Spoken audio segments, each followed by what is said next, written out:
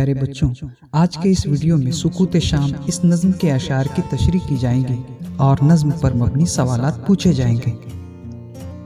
सुकूत शाम ये नज़्म 4 बन पर मुश्तमिल है। हर बन में 3-3 मिसरे शामिल हैं। ऐसी नज़्म को तस्लीस या मुसल्लस कहते हैं। आइए सबसे पहले नज़्म के अशार की तशरीह करते हैं। स्क्रीन पर नज़्म का एक एक बंद पेश किया जाएगा और उसकी तशरीह की जाएगी। सुकूते शाम है, खामोश बस्ती होती जाती है। मुअज्जिन की सदा हल्की हवा के साथ आती है। सबा पत्तों से मिल मिल कर सुहाने गीत गाती है कि अब दरमांदा दिन को रात पहलू में सुलाती है। सुरूरो इम्बिसातो लुत्फ के हमराह शाम आई, नवीदे अमन और राहत लाई, पैगामे सुकून लाई। इस बंद में चंद नए अल्फाज शामिल हैं, जैसे सुकूत, दरमांदा, सुरूर इम्बिसात और नवीदे अमन और राहत। यहाँ सुकूत यानी खामोशी, दरमांदा से मुराद थका हुआ, सुरूर इम्बिसात से मुराद खुशी और नवीदे अमन और राहत यानी खुशी और अमन की खुशखबरी है। इस बंद में शायर ने शाम की पुरसुकून फ़ज़ा में पेश आने वाले वाक़यात को बयान किया है। वो कहता है कि माहौल पर शाम का सुकूत तारी है। बस्ती के शोर और हंगामे ख़त्म होते जा रहे हैं और इसी सुकूत में दूर किसी मस्जिद से मुअज्जिन की हल्की सी आवाज़ हवा के साथ सुनाई देती है। शाम की ठंडी हवा जब पत्तों से गुजरती है तो एक सुरीली आवाज़ पैदा होती है। ऐसा महसूस होता है जैसे थके मांदे दिन को रात अपने आगोश में गीत गा गा कर सुला रही हो। शायर कहता है कि ये शाम लुत्फ, खुशी और अमन का पैगाम लेकर आती है। शफक फूली फलक पर सुर्ख बादल कुछ नजर आए, ये कैसे लाल देव अल्लाह दीवारों के सर आए। चमन की सैर करके लोग अपने अपने घर आए, छतें सूनी पड़ी है खेल कर बच्चे उतर आए। चराग अब रफ्ता रफ्ता हो चले रोशन मकानों में, बसेरे के लिए जाती है चिड़िया आशियानों में। नज़्म के दूसरे बंद में शफक और बसेरा ये 2 नए अल्फाज शामिल हैं। शफक से मुराद वो सुर्खी जो सूरज निकलने और डूबने से पहले आसमान पर नमूदार होती है। उसी तरह बसेरा यानी शब्बाशी या कयाम। इस बंद में शायर ने शाम के वक्त माहौल में रोनमा होने वाले वाक़यात और तब्दीलियों को बयान किया है। शायर कहता है कि शाम के वक्त शफक की लाली जब आसमान पर फैल जाती है तो सुर्ख बादलों की मुख्तलिफ शक्लें देव की तरह दिखाई देने लगती है। ऐसा महसूस होता है गोया ये बादल दीवारों पर उतर आए हों। शायर कहता है कि शाम होते ही लोग चमन की सैर से अपने अपने घरों की तरफ लौट रहे हैं। अपना खेल खत्म करके बच्चे छतों से उतर आए हैं और अब छतें सूनी पड़ी हैं। वो कहता है कि अंधेरा गहरा होते ही आहिस्ता आहिस्ता मकानों में चिराग रोशन होने लगे हैं और चिड़ियाँ बसेरे के लिए अपने घोंसलों की तरफ लौट रही हैं। बजा घंटा शिवालय में, पुजारी ने भजन गाया, इबादत और मौसीकी ने हर सू कैफ फैलाया। अकीदत ने बुतों में भी खुदा का हुस्न दिखलाया। कुछ ऐसा दर्द था आवाज में दिल सुन के भर आया।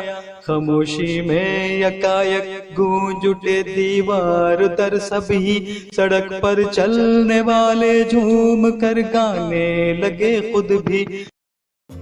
नज़्म के तीसरे बंद में शिवाला और कैफ ये 2 नए अल्फाज शामिल हैं। शिवाला से मुराद मंदिर और कैफ यानी सुरूर, खुशी। नज़्म का तीसरा बंद हिंदू अकीदे और उनकी पूजा पाठ के पस मंज़र में लिखा गया है। शायर कहता है कि शंकर भगवान की पूजा करने के लिए शिवालय यानी शंकर के मंदिर में वहाँ के पुजारी ने घंटा बजाया और भजन गाया तो उसकी आवाज़ और घंटे की मौसीकी से फ़ज़ा में अजीब सी सुहानी कैफियत छा गई। उस आवाज़ में ऐसा दर्द था कि उस मस्त कैफियत में भक्तों को पत्थर की मूरत में अपना भगवान नज़र आ रहा था। खामोशी के बाद फ़ज़ा में बुलंद होने वाले अल्फाज और मौसीकी के शोर में गोया मंदिर की दीवारें रक्स कर रही थी और ये माहौल इतना दिलकश और अकीदत से पुर था कि मंदिर के बाहर सड़क पर चलने वालों के कदम भी खुद ब खुद रुक गए थे और वो भी उस शहर में खोकर भजन गा रहे थे। सिया पोश होता जाता है जहाँ आहिस्ता आहिस्ता, अंधेरा हो चला है हुक्मरां आहिस्ता आहिस्ता, मिटा जाता है अब दिन का निशान आहिस्ता आहिस्ता, ये आती है शब अमनो अमा आहिस्ता आहिस्ता, खामोशी छा रही है शोरगुल कम होता जाता है, उजाला घट चला तारीख आलम होता जाता है। नज्म के चौथे बंद में सियापोश ये नया लफ्ज शामिल है। सियापोश होना से मुराद शाम हो जाना। नज्म के आखिरी बंद में शायर ने सूरज गुरूब होने के बाद का मंजर बड़े ही पुरअसर अंदाज में बयान किया है। वो कहता है कि सूरज गुरूब होने के बाद जब अंधेरा फैलने लगता है तो ऐसा महसूस होता है जैसे दुनिया ने सिया लबादा ओढ़ लिया हो। अंधेरा उजाले पर गालिब आते ही दिन का नामो निशान मिट जाता है और फिर हर तरफ अंधेरे की हुक्मरानी नजर आती है। फिर ये अंधेरा गहरा हो जाता है और रात अमन व अमान लिए वारिद होती है। हर तरफ खामोशी छा जाती है, शोरगुल खत्म हो जाता है और सारे आलम पर तारीकी छा जाती है। आइए अब नज्म पर मबनी सवालात देखते हैं। अगले 5 सेकंड में आपको उनके जवाबात देने हैं। 5 सेकंड के बाद जवाब स्क्रीन पर जाहिर होगा। एक जुमले में जवाब दीजिए। पहला सवाल, एक पहर कितने घंटों का होता है? एक पहर 3 घंटों का होता है। दूसरा सवाल, सुहाने गीत कौन गाता है? सबा पत्तों से मिलकर सुहाने गीत गाती है। तीसरा सवाल, शाम अपने साथ क्या लाई है? शाम अपने साथ लुत्फ, खुशी और अमन का पैगाम लाई है। चौथा सवाल, हवा के साथ किसकी हल्की सी आवाज आती है?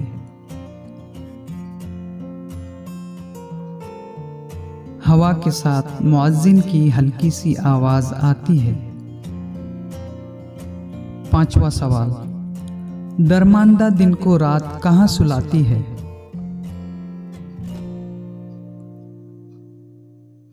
दरमांदा दिन को रात अपने पहलू में सुलाती है।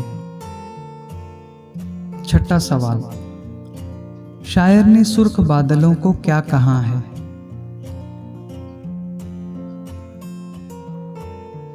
शायर ने सुर्ख बादलों को लाल देव कहा है। सातवां सवाल, छतें क्यों सूनी पड़ी हैं?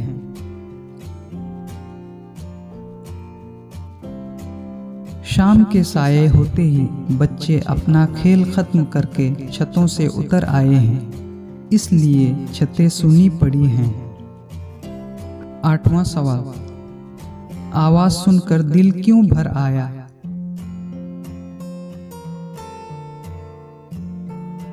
आवाज में कुछ ऐसा दर्द था कि सुनकर दिल भर आया। दोस्तों, आज के लिए इतना ही। फिर मिलते हैं अगले वीडियो में कुछ नई मालूमात के साथ। तो देखते रहिए एजू वीडियोस फॉर ऑल।